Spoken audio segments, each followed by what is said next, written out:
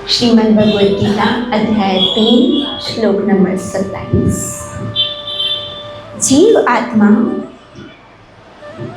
अहंकार के प्रभाव से मोहग्रस्त होकर अपने आप को समस्त कर्मों का कर्ता मान बैठता है, जबकि वे वास्तव में प्रकृति के 3 गुणों द्वारा संपन्न किए जाते हैं। अब इसमें बताया गया है कि जब भी कोई जीव कोई भी कर्म करता है, ये बार बार क्यों कह रहे हैं कि तुम कर्म करो लेकिन उसमें आसक्त नहीं हो, क्योंकि उसका परिणाम क्या होता है कि उसके अंदर अहंकार आ जाता है, मैं पना आता है कि ये मैंने किया, ये मैंने किया।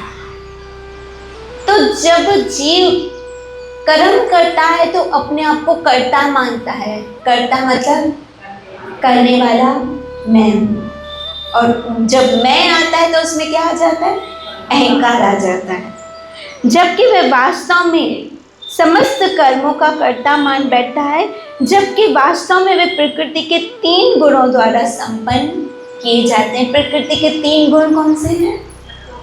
सतोगुण, रजोगुण और तमोगुण। जब तमोगुण प्रधान हो जाता है तो इंसान में अहंकार आ जाता है, ये मैंने किया, मेरी वजह से हुआ, मैंने बोला, मैंने ये सब कुछ किया, तो उसमें मैं पने का भाव आ जाता है कि ये सब मैंने किया। अब श्रील प्रभुपाद जी अपने तात्पर्य में बताते हैं कि 2 व्यक्ति हैं, एक भक्त है, सत्संगी है, नामधारी है, और एक संसारी है। कर्म दोनों कर रहे हैं, कर्म दोनों कर रहे हैं, लेकिन एक जो संसारी है वो हर बात में कहता है कि ये मैंने किया, करने वाला मैं हूं। और जो भक्त है वो कहता है जो भी होता है भगवान की कृपा से होता है, भगवान की कृपा से। सच सच बताना, दिल पे हाथ रख के, हम जो सत्संग आ रहे हैं, ये जो भजन कर रहे हैं, हमको लगता है कि हम कर सकते हैं? लगता है? अगर हम कर सकते तो माँ के गर्भ से ही करते, फिर इतना लेट क्यों किया हमने? 20 साल, 22 साल, 25 साल, 30 साल के बाद भजन क्यों आरंभ किया? क्योंकि जब हम पे कृपा हुई, जब कृपा हुई। 2 तरह के लोग होते हैं, 2 तरह के लोग होते हैं। एक भगवान का होने के लिए आते हैं और दूसरा भगवान का होके आते हैं। समझना, बहुत गहरी बात है। 2 तरह के लोग हैं। एक भगवान का होने के लिए इस संसार में आते हैं, दूसरा जो भगवान का होके आते हैं।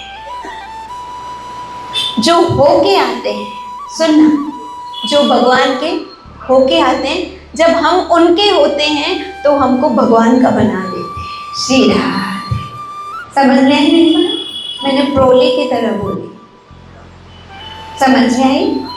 2 तरह के लोग होते हैं, एक भगवान का होने के लिए आते हैं, एक भगवान के होके आते हैं। जब जो भगवान के होके आते हैं, जब हम उनके हो जाते हैं तो हमको भगवान की ओर ले जाते हैं। वो कौन है? वेरी गुड, वो थे गुरु महाराज। वो भगवान का होने नहीं आते हैं, क्योंकि वो तो ऑलरेडी भगवान के हैं। वो कौन है भगवान के? बताओ। प्रतिनिधि है, रिप्रेजेंट करते हैं। उनको खास काम दिया जाता है कि तुम जाओ मृत्यु लोक में और जीवों को मेरी ओर लेके आओ। तो वो तो वहां से होके आते हैं। जब वो भगवान से होके आते हैं और जब हम उनके होते हैं तो हमको भगवान की ओर ले जाते हैं। जस्ट लाइक विमान, कहते हैं ना, किसी का शरीर छूटता है, जो भगवान के धाम में जाता है तो उसके लिए क्या आता है? विमान। अब वो विमान कहां से आया? भगवान के धाम से। अब जो विमान में बैठा उसको विमान कहां पहुंचाएगा? सीरी चौक, जापानी बाजार, कहाँ पहुंचाएगा? फर्नीचर बाजार नहीं, जहां से विमान आया। अगर आप उस विमान में बैठोगे तो विमान वहां पहुंच जाएगा। क्यों? क्योंकि विमान जाएगा वहीं जाएगा। जैसे कभी कभी हम सुनते हैं ये दिल्ली की ट्रेन है, दिल्ली से आई है, वापस कहाँ जाएगी? दिल्ली जाएगी। ऐसे सुना है? ये कलकत्ता की ट्रेन है, ये कलकत्ता से आई है, कलकत्ता से आई। अगर मुझे कलकत्ता जाना है तो मुझे क्या करना पड़ेगा? कलकत्ता की ट्रेन में बैठना पड़ेगा। अगर मैं कलकत्ता की ट्रेन में बैठी तो मुझे कहाँ पहुंचाएगी? कलकत्ता। विमान कहाँ से आया? भगवान के धाम से। हम विमान में बैठे तो विमान हमें कहाँ पहुंचाएगा? ऐसे गुरु कहाँ से आए हैं? भगवत धाम से। जब हम गुरु के हो जाते हैं ना तो गुरु हमको अपने धाम में ले जाते हैं, कृष्ण के धाम में ले जाते हैं। श्री राम। क्यों? क्योंकि वो वहां से और हम जैसे लोग भगवान के होने के लिए आए हैं। ये अलग बात है। आपको ज्ञान हो गया है, कई लोगों को अभी तक इस बात का ज्ञान नहीं हुआ है। अगर हमको हुआ भी है तो ये भी हमारे ऊपर कृपा है, ये भी कृपा है। सुनो, गुरु और शिष्य का रिश्ता कैसे होता है? क्योंकि गुरु तो उच्च अवस्था में और हम तो बहुत नीचे की अवस्था में। एक छोटा सा उदाहरण, कोई ऊपर 16 फ्लोर पे खड़ा है। कौन से फ्लोर पे? 16 फ्लोर पे खड़ा है। 16 फ्लोर से उसने देखा कि नीचे कोई गिर गया है। अब वो ऊपर से आवाज है, उठ जा उठ जा उठ जा उठ जा। उठेगा नहीं। उसको उठाने के लिए क्या करना पड़ेगा? 16 फ्लोर से एकदम ग्राउंड से भी नीचे आना पड़ेगा। वो जहाँ वो प्ले ग्राउंड है, जहाँ वो बच्चा गिरा है, उसको उठाने के लिए वो 16 फ्लोर से नहीं बोल रहा है उठ जा उठ जा उठ जा, कुछ नहीं हुआ, उठ जा उठ जा। अरे उठना तो दूर, उसकी आवाज भी नहीं पहुंचेगी क्योंकि वो बहुत बहुत ऊपर है और जो गिरा है वो बहुत नीचे है। अब उठाने के लिए क्या करना पड़ेगा? नीचे आना पड़ेगा। ठीक इसी प्रकार गुरु महाराज कहाँ है? भगवान के धाम ऊपर, और हम सब संसार में गिरे हुए हैं, माया मोह में गिरे हुए हैं, हम सब गिरे। अब उनको क्या करना पड़ेगा? आना पड़ेगा, आना पड़ेगा। कहाँ आना पड़ेगा? जहां हम गिरे हुए। अगर कोई कीचड़ में गिरा है, उसको उठाना है तो हमारे भी हाथ खराब होंगे कि नहीं होंगे? अब अगर कोई कीचड़ में गिरा, हमने उसको उठाया, हमारे हाथ खराब हुए तो क्या हम गंदे हैं? बोलिए नहीं। क्यों गंदे नहीं? क्योंकि हम तो उसको उठाने के लिए आए। ऐसे कभी कभी गुरु महाराज जीवों को उठाने के लिए कुछ ऐसे कर्म करते हैं तो लोग उन गुरुओं की निंदा करते हैं। सीधा वो तो क्या है? हम जैसे जीवों को उठाने के लिए आए। जीव जागो गौर चंद्र बोले। वो तो हमको माया की नींद से उठाने आए हैं। इससे वो भगवान के होके आए हैं और हमको क्या करते हैं? भगवान के पास ले जाते हैं। और कभी कभी उनको हमारे स्तर तक बहुत नीचे आना पड़ता है, क्योंकि उठाने के लिए जहां जीव गिरा है वहां तक उसको आना पड़ेगा। कभी कभी पता है, जो वास्तविक गुरु है ना, जो जीनियन गुरु है, उनको शिष्य का उद्धार करने के लिए पता नहीं क्या क्या करना पड़ता है। यहाँ तक कि उनकी निंदा भी होती है। एक श्रील प्रभुपाद जी कथा सुनाया करते थे। एक गुरु का शिष्य था, अच्छी भक्ति साधना की, लेकिन जैसे ही गुरु का शरीर छूटा, शिष्य ने भजन साधना छोड़ दी। जो सोचता है ना कि गुरु का शरीर छूटा, गुरु यहाँ है ही नहीं, तो समझना उसने गुरु किया ही नहीं। क्योंकि याद रखो, गुरु कभी जाते, शरीर भले जाता है लेकिन गुरु कभी जाते नहीं है। वो अपनी प्रेरणा के रूप में, जो उसने नाम दिया, उस रूप में हमेशा हमारे साथ होते हैं। तो वो शिष्य माया में चला गया।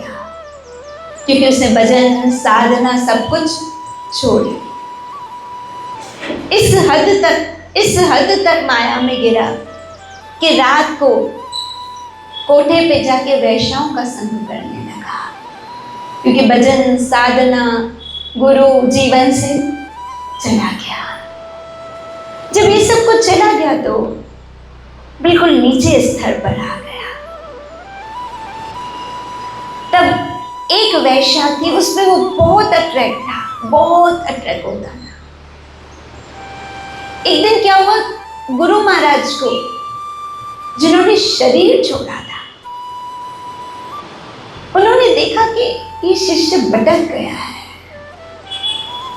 तब एक बार क्या हुआ, उस वैश्या के रूप में गुरु महाराज आ गए। क्या बन के आए? वैश्या। कौन? गुरु महाराज।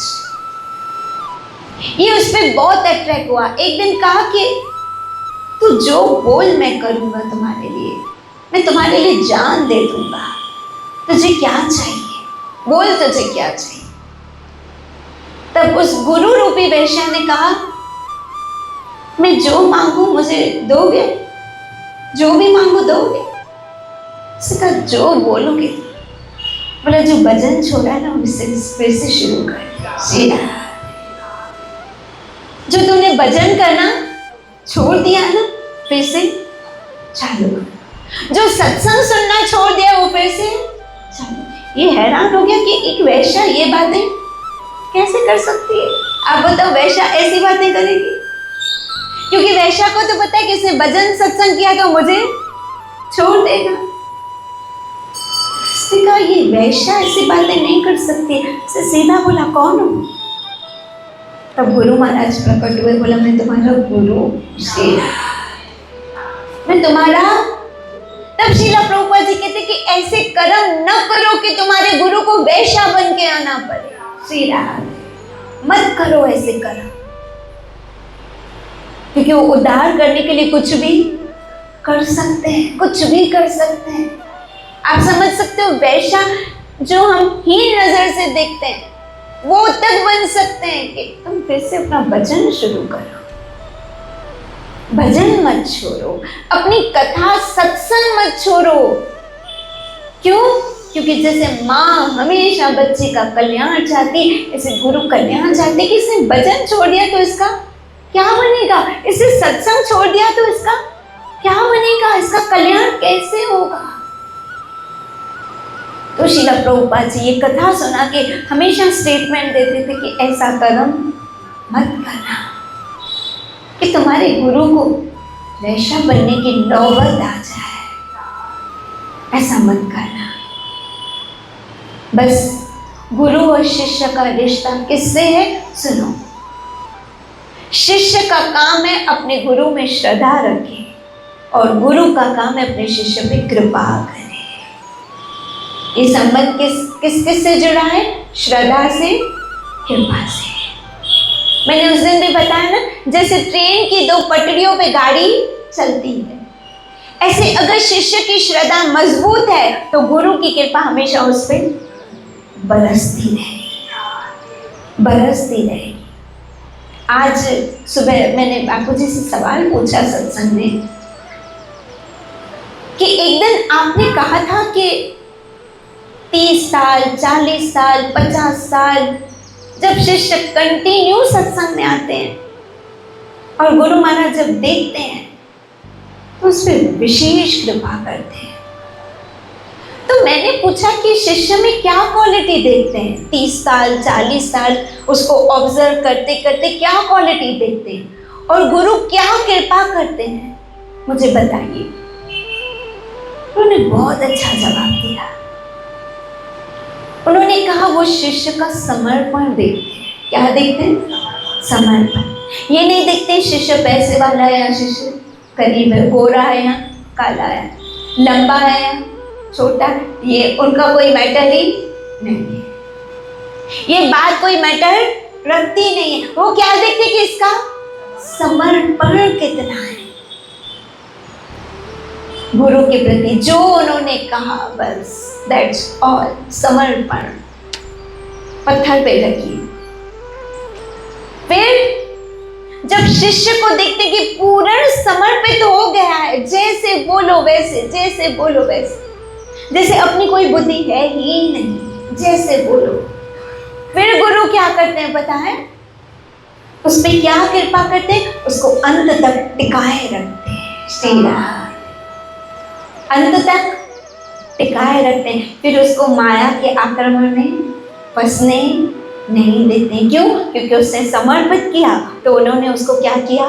टिकाए रखा। और सतत ही साधना है। देखो आज हम आ रहे हैं, ठीक है, लेकिन अंत तक आएंगे, ये बहुत बड़ी बात है। क्योंकि कई लोगों को आधे रास्ते में जाते हुए देखा, कई लोगों को सफर में आधे में छोड़ते हुए देखा। अब हमारा सफर, इसलिए रोज भगवान से प्रार्थना किया करो, हे भगवान, ये मेरी सत्संग, मेरा भजन कभी भी, रोज प्रार्थना किया करो, रोज प्रार्थना किया करो, ये ना छूटे। सब छूट जाए लेकिन मेरा संबंध सत्संग से, मेरा संबंध नाम से कभी भी ना छूटे, ऐसी कृपा करो महाराज, नाम से ऐसी कृपा करो महाराज। क्योंकि याद रखो, हमारे ऊपर भगवान की विशेष कृपा है, विशेष कृपा है। जैसे जैसे कृपा का एहसास करेंगे, कृपा में और वृद्धि हो, और वृद्धि हो। कभी भगवान के लिए, कभी गुरु के लिए हल्का सा एक नेगेटिव थॉट भी आ जाए ना, तो तुरंत उनको प्रणाम कर देना, आपने बहुत कुछ दिया और मैं कितना पापी हूं, मैं आपके लिए ये सोच रहा हूं, मैं आपके लिए ये सोच रहा हूं। क्योंकि मैंने कहा था, माता पिता, गुरु और भगवान का ऋण हम चुका, तो ऋण तो नहीं चुका सकते, हम उनके लिए कुछ सोच कैसे सकते हैं उल्टा सीधा।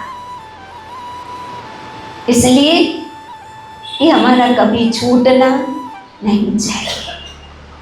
हम अपने गुरु के चरणों को इतना मजबूती से पकड़ के, हमारा नाम, गुरु को पकड़ा मतलब नाम को पकड़ा, गुरु को छोड़ा मतलब हमने सत्संग, भजन, भगवान सब छोड़ दिया, सब छोड़ दिया।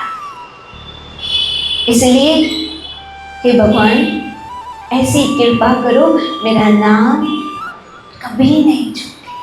हरे कृष्ण कृष्ण कृष्ण हरे हरे, हरे राम राम राम। क्योंकि एक संसारिक जीव में और एक भक्त में, उसकी सोच में दिन रात का फर्क हो जाता है। आप देखोगे कभी कभी आपकी सोच और आपके घर वालों की सोच में फर्क होगा। सबसे पहला तो फॉर एग्जाम्पल दे रही,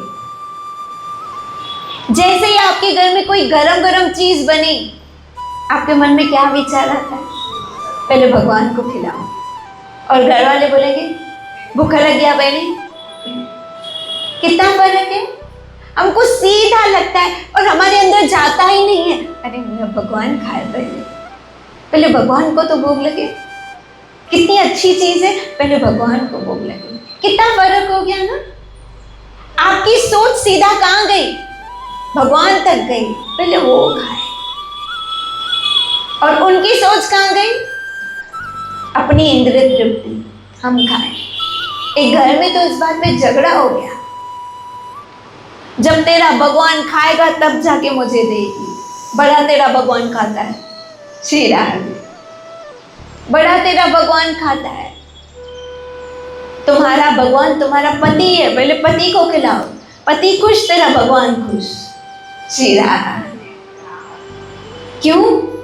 कि वो भगवान को मानते नहीं है और उनका कर्तापन क्या है? मैं पति हूं, मैं परमेश्वर हूं। लेकिन तुमको जिसने बनाया, फिर वो कौन है? वो कौन है? जिसने तुमको आंखें दी, वो कौन है? अगर तुम ही परमेश्वर हो तो वो कौन है? ये नहीं है कि ठीक है उतना सम्मान दो, लेकिन इसका मतलब ये नहीं कि तुम भगवान को ओवरटेक कर दो। कि तेरा भगवान तो मैं हूं, पहले तू मुझे खिला, मैं खुश तो तेरा भगवान खुश। नहीं, ये सही नहीं है। इसलिए तभी तो भगवत गीता कहती है कि मैं बन आ जाता है, कि करता मैं हूं। याद है मैंने आपको कथा सुनाई थी कि पति पत्नी का झगड़ा होता था। पत्नी अक्सर पति को कहती थी कि जो भी हमारे घर रोजी रिस्क है वो देने वाला मेरा भगवान। पति कहता था कमाऊं मैं, नाम तेरा भगवान का होता है। दुकान पे कौन जाता है? तेरा भगवान जाता है, वो तो बंसी लेके खड़ा है, सारा दिन बांधा है। सुबह 5 बजे, सुबह 6 बजे उठ के जाऊं, रात को 12 बजे आऊं, लेकिन क्रेडिट तो मुझे मिलता ही नहीं, सारा क्रेडिट भगवान खा जाता है। पत्नी हमेशा कहती कि सब मेरे हरि की कृपा है। वो कहता उसकी कृपा कैसे हुई? जब कमा मैं रहा हूं, इन हाथों से मेहनत कर रहा हूं। तो पत्नी कहती कि हाथ किसने दिए? हाथ किसने दिए? तूने दुकान खोली, ग्राहक किसने भेजा? भगवान ने भेजा। तुम्हें वो दुकान चलाने की बुद्धि किसने दी? तो पति कहता कि अच्छा सब कुछ भगवान ने दिया, तो भगवान को फिर खुद ही दुकान खोल के बैठे, फिर मेरे को क्यों बेचता है? ऐसे उनके घर में रोज क्या होता? रोज झगड़ा होता। जब भी खाने की बारी आती, पत्नी सोचती पहले मेरा भगवान खाए। पति सोचता उसको भगवान से ईर्ष्या हो गई थी कि ईर्ष्या कमाया मां तो खाए हो। तो क्यों? क्योंकि उसको बुद्धि में वो बात नहीं बैठ रही थी। जितनी देर मंदिर में पकोड़े पड़े होते उसकी नजर होती ये तो भगवान तो खाए, पैनी मां खावा बड़ी थदा पकोड़ा मुखे दी, भगवान गरम खाए मैं ठंडा खाऊं। मतलब कमाने वाला मैं, मुझे ठंडा मिले, जो सारा दिन खड़ा है उसको गरम मिल रहा है। बहुत नाइंसाफी। रोज किटकिट होती। पत्नी कहती जब भी खाना खाओ ना तो भगवान को हाथ जोड़ो और कहो ये आपकी। भगवान बोलता है उसकी कहां से कृपा हुई? उल्टा तो मेरे आगे हाथ जोड़ के आपकी कृपा है मैं खा रही हूँ। रोज डिस्कस, रोज बहस। पत्नी भी कभी पीछे नहीं हटती, ना ही वो कभी पीछे हटता। एक दिन क्या हुआ, इसने सोचा आज मैं खाऊंगा नहीं, कुछ भी नहीं खाऊंगा, सारा दिन सुनता रहता हूँ भगवान खिलाता है, भगवान खिलाता है, भगवान खिलाता है। जब नहीं खाऊंगा ना तो इसको दिखाऊंगा कि आज मैंने नहीं खाया, कहाँ है तेरा भगवान, मुझे तो खिलाया ही नहीं। एक दिन बहुत गुस्से में सोया, रात को प्लानिंग की और सोचा कि मैं कुछ भी नहीं खाऊंगा, गणेश चौथ का व्रत रखूंगा। तो फिर भी रात को खाती, मैं वो भी नहीं खाऊंगा, क्योंकि हर व्रत पत्नियां रखती है ना, आज पति व्रत रखेगा। सुबह उठा, पत्नी ने चाय दी, बोला आज मेरा निर्जल व्रत है, टीजरी रखी है। तो पत्नी ने बोला फिर 4 बजे उठ के आपने कुछ खाया तो नहीं? बोलते तो मैं रबड़ी और कोकी खिला देती हूँ आपको। पति ने बोला तेरे जैसा नहीं हूँ, खा के व्रत रखूं, मैं रात तक कुछ भी नहीं खाऊंगा, सारा दिन नहीं खाऊंगा, फिर तुझे पता चलेगा। सारा दिन तू मुझे ताने मारती रहती है, भगवान खिलाता है, भगवान कमाता है, भगवान पैसे देता है, भगवान कुछ नहीं करता है, सब कुछ मैं करता हूँ, ये मैं तुझे सिद्ध करके दिखाऊंगा। पत्नी मन ही मन हंस रही थी। टक्कर किससे ले रहा है? भगवान से टक्कर ले रहा है। बड़ा आया किससे टक्कर ले रहा है? भगवान से टक्कर ले रहा है। पत्नी ने कहा ठीक है नहीं खाना, आज मैं बच गई टिफिन बनाने से, छुट्टी है आज मेरी, नहीं खाओ। लेकिन इतना मेरा विश्वास है मेरा भगवान आपको खिलाएगा। उसने बोला जब मैं खाऊंगा ही नहीं तो क्या अपने हाथ से आके खिलाएगा? मैं खाऊंगा ही नहीं, आज जिद है मेरी, मरूंगा लेकिन खाऊंगा नहीं। पत्नी ने कहा ठीक, मेरे हरि को खिलाना होगा ना तो आपको खिलाए। रोज खिला रहे, फिर से ताना मारा, क्योंकि पत्नी की भी आदत होती है, रोज खिलाता है तो आज कैसे नहीं खिलाएगा? फिर ताना, रोज वही खिलाता है, हाँ रोज वही खिलाता है। बोला ठीक है, घर में बैठा, बारिश का समय था, बच्चे चाय कोकी खा रहे थे मस्त गर्म। पापा खाओ, व्रत है आज मेरा, कुछ नहीं खाना है। एक तो पति ऊपर से गरम, श्री राधे, क्योंकि आज कुछ खाना नहीं था। देखा घर में बैठूंगा तो ये लोग जान पूछ के स्वादिष्ट चीजें बनाएंगे, फिर मेरा दिल करेगा, फिर मैं खाऊंगा, फिर मेरी पत्नी बोलेगी देखा मेरे भगवान ने खिलाया, फिर टॉन्किंग करेगी। इससे अच्छा मैं घर से ही चला जाता हूँ। जॉब पे तो जाना नहीं है, क्योंकि आज अगर दुकान पे गया तो काम तो होगा नहीं, छुट्टी तो वैसे भी की है। बाहर दोस्तों यारों के साथ बैठा, अब दोस्ती यारी में तो क्या होता है, चल कुछ खा लेते हैं, चल होटल चलते हैं। बोला खाना ही तो नहीं, सोचा जाऊँ कहाँ, जहाँ जाता हूँ सब खाने की बात करते हैं, खाने की बात करते हैं। जंगल में चला जाता हूँ, न कोई होगा न कोई पूछेगा, रात होगी घर आऊँगा और अपनी पत्नी को दिखाऊंगा कि आज मैंने कुछ भी नहीं खाया। ये रोज के ताने सुन सुन के पक गया। जंगल में गया, एक जार पे मजे से बैठ गया टहनी पे। इतने में कुछ लोग पिकनिक करने आए। मौसम अच्छा है, ग्रीनरी बहुत है, ये वृक्ष बहुत अच्छा है, इसके नीचे चादर बिठा के सबने अपने अपने टिफिन खोले। सोचा इन्हन के भी अभी अचन होना, जहाँ खाने से जान छुड़ा रहा हूँ वहीं खाना मेरे पीछे आ रहा है। सब आए, बोला वाह कितना अच्छा मौसम, कितनी अच्छी ग्रीनरी, चलो यहीं बैठ के खाते हैं। किसी ने बोला मैं पिज़्ज़ा लाया हूँ, किसी ने बोला मैं बर्गर लाया हूँ, कोई मैगी लाया, कोई बिरयानी लाया, कोई क्या लाया, कोई सब स्वादिष्ट, ऊपर खुशबू ले गए। एक तो भूखा पेट, शाम हो रही थी। जैसे ही वो खाने के लिए बैठे, अब एक निवाला भी नहीं खाया था कि वहां दो गुंडे बदमाश घुसे, कहीं से ढेर सारा माल चोरी करके आए थे और आते ही बंदूक चलाई। क्यों बंदूक चलाई? ताकि अगर जंगल में कोई हो तो भाग जाएगा, क्योंकि हमारे पास माल है। चोर पुठे हम बोलते हैं ना, कोई हमारा माल ना चुरा ले, इससे वो लोग आए तो जैसे ही बोली सुनी तो कुछ फैमिली वाले लोग थे, जल्दी जल्दी अपनी गाड़ियों में बैठ के चले गए। अब किसी ने टिफिन विफिन कुछ नहीं लिया, भाई जान बचानी है, सब भाग गए। वो जार के ऊपर बैठ के देख रहा है, खाना नीचे पड़ा है। इतने में वो बदमाश वहीं उसी जगह पे है। एक ने कहा वाह इतना सारा खाना, बड़ी भूख लगी है, खा लेते हैं। दूसरे ने कहा हाँ यार सुबह से कुछ नहीं खाया, चल खा लेते हैं। जैसे ही निवाला डाला, एक ने कहा रुक, इतना सारा खाना कोई रख के गया है, मतलब जरूर कोई साजिश है, क्योंकि हम दोनों के पास बहुत सारा माल है, सोना है, पैसा है। हो सकता है किसी ने इसने जहर डाला हो ताकि हम खा के मर जाएं और हमारा माल वो ले जाए, क्योंकि चोर के पीछे भी तो कोई हो सकता है। उसने कहा हाँ यार ये बात तो बिल्कुल सही है, लेकिन जंगल में तो कोई दिख। अब पूरा बंदूक हाथ में और देख रहे हैं, देखा तो ऊपर कोई बैठा है। बोला अच्छा पूरे जंगल में कोई भी यही बैठा है, हेट लाओ। अब वो डरा, किससे उतारा? वो भी बंदूक दिखा के उतारा। उसको लगा मैंने कुछ किया ही नहीं तो मुझे कोई कुछ करेगा ही नहीं। लाइक खाना तूने रखा?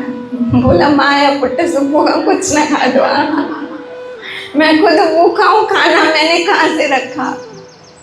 बोला तूने रखा है। बोला मैंने नहीं रखा है। बोला मैं एक शरीफ इंसान हूँ, मैंने कोई जहर वहर मैं कुछ जानता ही नहीं हूँ, एक ही पत्नी का पति हूँ, बहुत शरीफ इंसान हूँ, मैंने कुछ भी नहीं किया है तो खा के दिखा।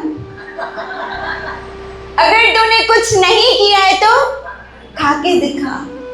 बोला खाऊंगा नहीं, खाऊंगा तो जैसे ही खाऊंगा अभी से ही आवाज आएगी, देखा मेरे भगवान ने खिलाया। खाना ही तो नहीं, अब उनको तो खाना था, वो भूखे थे। बोला अगर तू नहीं खा रहा है मतलब शक कंफर्म है कि इसमें जहर, तभी तो तू नहीं खा रहा है। बोला भाई मैं क्लियर कट कह रहा हूँ कि मेरा कोई इस खाने से लेना देना नहीं है, मैं क्यों जहर डालूंगा? समझते क्यों नहीं हो? बोला जब हम नहीं समझ रहे तो तुझे खाने में प्रॉब्लम क्या है? अब वो क्या बताए कि क्या प्रॉब्लम है? घर की बात कैसे बताए कि मुझे क्या प्रॉब्लम है? बोले तुझे क्या तकलीफ है, तुम क्यों नहीं खा रहे हो? तब उसने बोला खाऊंगा नहीं। दूसरे को गुस्सा आया, सर पे बंदूक रखी, बोला यहाँ गोली खा या खाना खा, क्या खाएगा? और घर पे क्या बोल किया था, मरूंगा लेकिन अब मौत सर पे आई, एक गोली इधर है एक गोली इधर है, खाना खाया गोली खा, सोचा गोली खा लूं इससे अच्छा खाना ना खा लूं, ऐसे में भूखा तो हूं ही।